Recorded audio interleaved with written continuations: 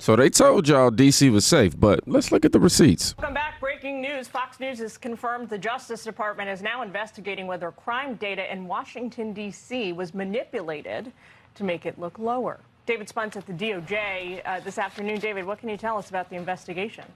Well, hi, Jillian. Two sources briefed on the probe tell us that, yes, the Justice Department is investigating whether or not someone or multiple people may have manipulated crime data when it comes to Washington, D.C. crime statistics. This investigation is being run out of U.S. Attorney Jeanine Pirro's office here in D.C. Also, Maine DOJ, where I'm sitting now and speaking to you, also has a hand in this probe. Again, these are just allegations. President Trump mentioned something about it yesterday on Truth Social and said that there is an investigation underway. Then we were able to confirm that as well from two independent sources. I will note, if you go on the D.C. website, Jillian, it says violent crime is down 26% from what it was last year. But we asked, after seeing a report from a local affiliate here in Washington, D.C., that a police sergeant was put on leave. We asked, MPD said that they could not confirm the existence of an investigation, but not many other details other than to say right now there is a DOJ investigation into the possibility that some of that crime data was manipulated to make things look actually safer than it was. Jillian? We'll be tracking that all afternoon long. Thank you, David. Wow. We will.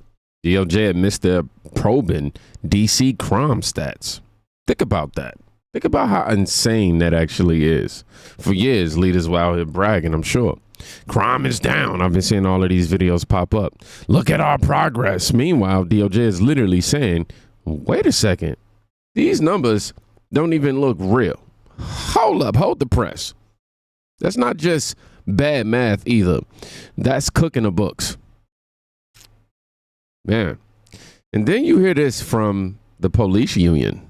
So can you confirm for us that there have been police officers and detectives and members of law enforcement in D.C. who on the scene of crimes have been told, yeah, don't write that one down, or don't add that to the list, or put that down as a more minor offense? Makes no sense, man. Absolutely. That's one of the chief complaints of our members when we go around and talk to them, is that they respond to the scenes of these violent crimes, and inevitably you'll have a captain or a commander or sometimes a lieutenant show up on the scene and advise them to take a report for a lesser offense.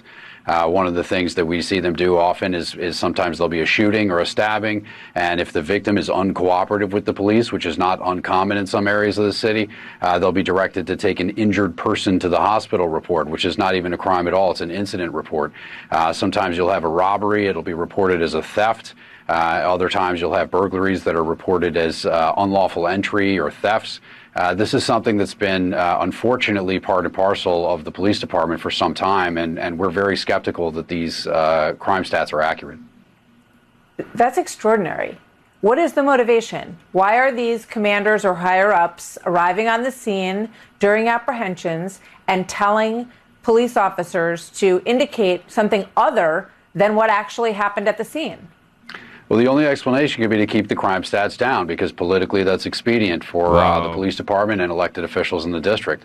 I mean, let's go back to how we got here, which is that in 2020, the D.C. City Council passed the Comprehensive Policing and Justice Reform Act, which was a sweeping piece of legislation designed to hamstring police officers, to reduce the size, scope, and responsibilities of police officers. In addition, it also prevented us from holding criminals accountable even when they're convicted of crimes.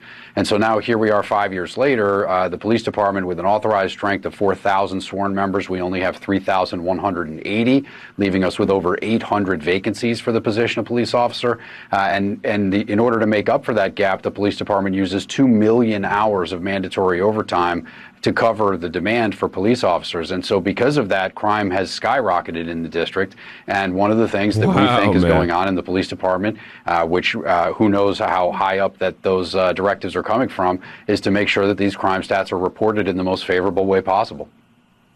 I mean, what you're saying obviously substantiates what we heard from President Trump. He said they were opening an investigation and that he didn't believe, because what happened, I don't have to tell you, I'm speaking to the audience at large, but when President Trump said he wanted to bring in National Guard, all we heard from many quarters in the media and in leadership in Washington was, this is ridiculous. Our numbers are lower than they've been in a long time in Washington, D.C. We don't need National Guard presence on our streets.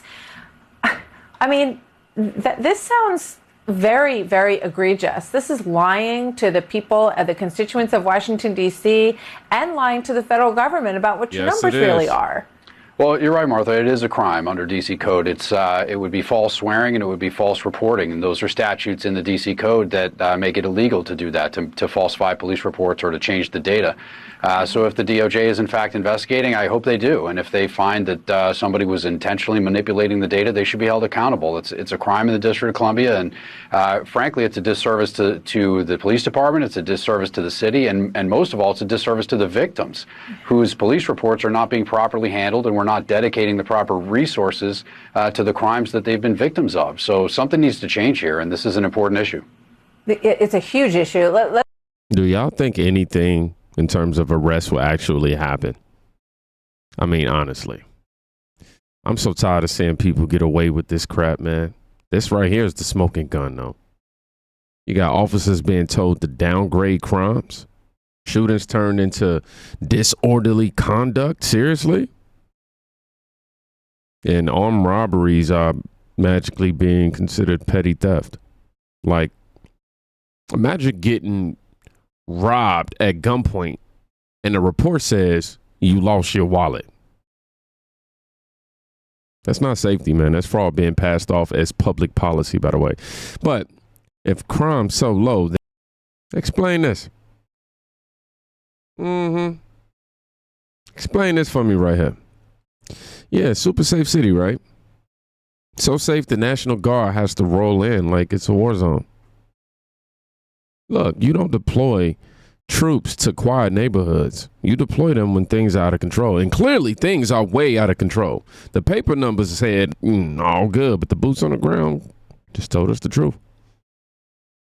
66 arrests yesterday and 8 illegal firearms seized. 1 arrest warrant on a juvenile for armed robbery in Washington, D.C. 66 arrests on a single night, 8 guns pulled, a juvenile wanted for armed robbery call. You don't get those numbers if crime is down. You don't. You get those numbers if leaders spend years lying to your face while the streets continue to get worse. But then came the park police raiding the streets.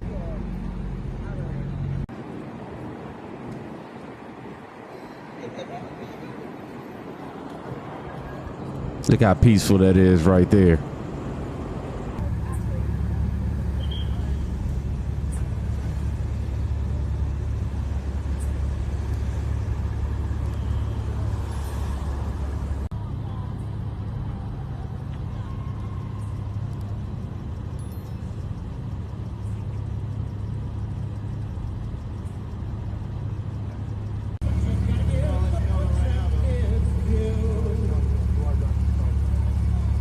Yeah, man. DC is no longer safe for criminals. And here's the kicker. DC leaders, man. They swore none of this was necessary.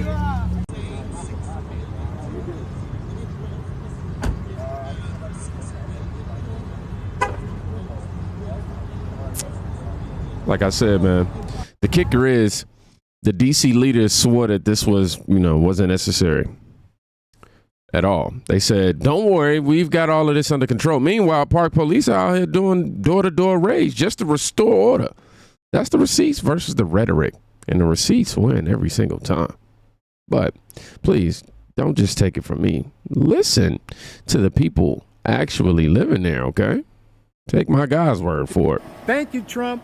You can now come and check out the monuments, get something to eat, and check out the sights in Washington, D.C.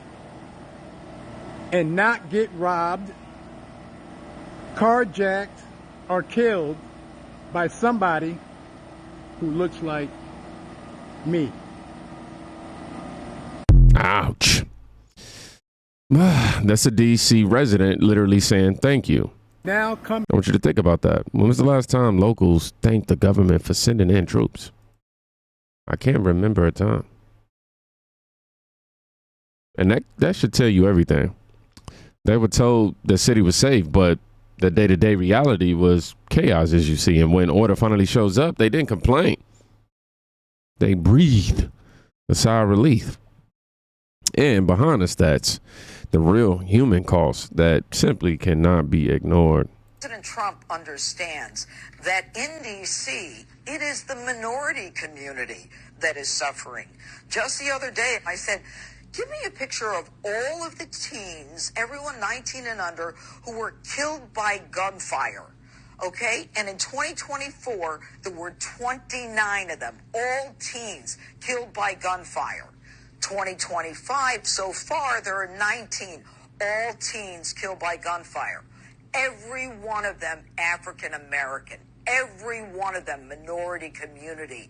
And I'm going to stun you. 70% of these homicides of 45 young minority kids in the last year and 7 months have not been solved. It's kind of wild to me because black children are being murdered.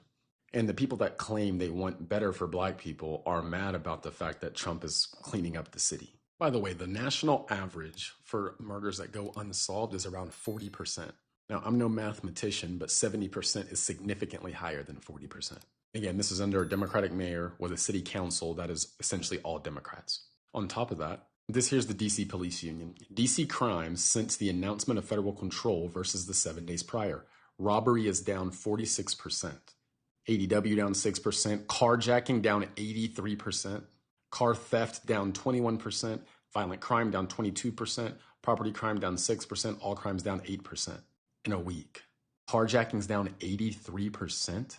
Robbery down almost 50%.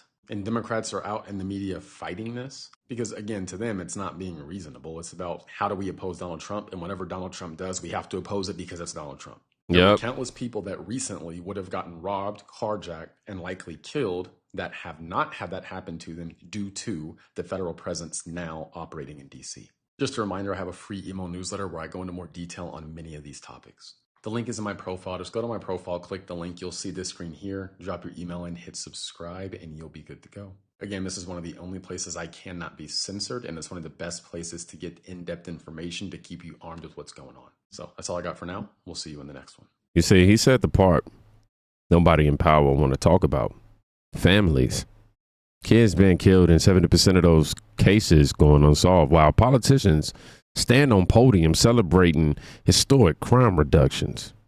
You got moms out here burying their children and never seeing justice. That's not corruption, y'all. That's betrayal. And here's the wildest part. Even the residents themselves are saying it, not activists flown in for, the weekend protest, not them. The actual people living in D.C. I enjoy having extra security. I think it's a good thing. I mean, you want to feel safe when you're out and about, especially females. It's a good thing because it actually reinforces the fact that America is secure, safe, stable. Elliot Reed says he supports the federal involvement. As a moderate, as a centrist, I think something needs to be done. I have 3 kids. I'm about to start teaching next week. I want it to be safe. I enjoy having extra security. Now, that's a mom saying she wants to walk her kids to school without being scared. That's a woman saying she feels safer with extra security on the streets. These aren't political talking points, man. These are survival talking points. Real locals, not paid protest crowds saying, finally we can breathe. You know what I mean? But not everyone, unfortunately, got that chance. Behind the stats, the real cost hit this family the hardest. And despite many Democrats downplaying crime in D.C., my next guest knows how very real it is. Tempe Satcher's son, Bernard B.J. Hodges, was shot and killed in our nation's capital back in 2023, and she joins us now. Ma'am, thank you very much for being with us. I'm so sorry for your loss, but this is something you've personally experienced, and we've, in our reporting in recent days, have talked to other people that are deeply frustrated by the way they've had no other choice but to live in Washington. Your thoughts on what's happening in D.C. right now and the federal government, the administration's efforts to rein in the very real challenges regarding crime there in Washington? Yes, well, thank you for having me today. This is an experience that I don't wish on no one. I grew up and born and raised all my life in Washington, D.C. So crime has always been a problem. All through my school years and now raising my children and grandchildren and great-grandchildren, it's very frightening to know when they leave the home. You know, I pray so hard every day that once they step out away from home that they are covered. And that particular day on August 5th, 2023, Bernard had just left my home because he was going to work. He had on his uniform and he worked at MGM. He asked me to watch his 2 children overnight, and I was more than eager to watch them. So moments after he left my house, I really beat myself up so much because that particular day I didn't pray for him. But I know God is able and that he's always, and you know, he has the last say. But Bernard was gunned down at least, I think, about an hour, no more than an hour after just leaving my home. I just couldn't believe it, and my heart just, you know, been hurting so bad ever since. So the things that I see that's going on around the city now with the National Guards and all the things that are helping out MPD, I'm, you know, right now it seems to be pretty intimidating, but when you are being approached or you don't have the knowledge of, you know, what's going on, it could be very intimidating. But for so far, so I see that it is making a change, is making a difference. So it remains to be seen how much great comes out of this situation. Bernard worked multiple jobs. He was a community servant as well. Really an inspiring individual, the type of individual that you want to stay in Washington, D.C. You don't want people like that to flee that area, to go run to somewhere where they feel safer. Do you feel like that you've finally been heard, and that perhaps the generations, you're talking about being a grandmother and a great-grandmother, will be able to lead better, safer lives in Washington in the years to come? Well, yes, and that's what the prayer is, that we want to be able to, you know, go around town and, you know, feel safe when you go out to the grocery store or when you go out to a local restaurant. You want to not have to worry about what's going on. You don't want to have to worry about, are you going to come back home? You know, because when Bernard left that day from his home, none of us knew that he would not be returning back home to his family. He has 2 sons that loves him dearly, and his youngest one, who's now 4, still asks about, you know, his dad, you know, and he had 2 bonus sons. You know, he was a great leader. He was a person who would be able to squash what they call beefs in the neighborhoods. He was able to go from neighborhood to neighborhood and talk to young guys and give them words of encouragement and show them how to do resumes and tell them things that they should and should not be doing. That was the type of person Bernard was. And working 3 jobs to make one end meet, I mean, my gosh, he loved learning and he loved teaching. Yeah, Tempe Satcher, thank you so much for talking with us. I'm sorry you have to become a peace activist in this way. I'm heartened to hear you're surrounded by so much love and these grandchildren and great-grandchildren that you have to keep you fighting and keep you strong. But thank you for sharing your story with us and your thoughts. And I wish you and your family much peace, extended for generations, really. So here's the bottom line. DC leaders told the country, rather, that it was safe. They buried the numbers, downgraded the crimes, and called it progress. But once DOJ pulled the receipts, the truth is starting to explode. Troops are in the streets. You got park police raiding at night, and locals finally admitting they feel safer.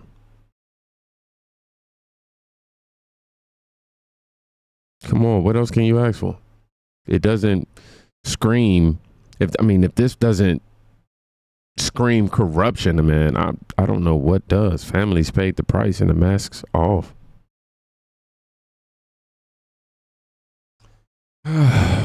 Y'all drop, I don't know. I should be having my words together. Put stolen in the comments. Yeah, if you made it to the end of the video, put stolen in the comments. Y'all be safe. Go check on a friend today. You can quite literally be saving their life. Peace.